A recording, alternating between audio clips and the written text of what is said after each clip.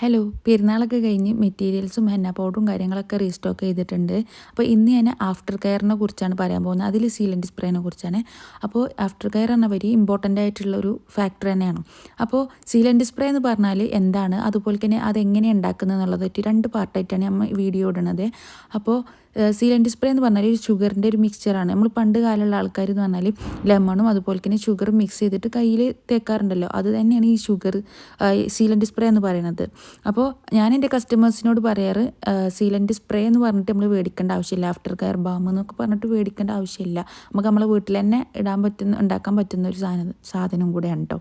ഇതിൻ്റെ ഒരു ബെനിഫിറ്റ് എന്താണെന്ന് വെച്ചാൽ മാക്സിമം സ്റ്റെയിന് നമ്മളെ കയ്യിലേക്ക് കിട്ടാനും അതുപോലെ തന്നെ ആ മെഹന്തി പറഞ്ഞു പോരാതെക്കാനും വേണ്ടിയിട്ടാണ് നമ്മളിത് യൂസ് ചെയ്യണത്. നമ്മളെ കയ്യിൽ എത്രത്തോളം മെഹന്തി നിൽക്കുന്നോ അത്രത്തോളം നമ്മളെ കയ്യിൽ സ്റ്റെയിന് കിട്ടും.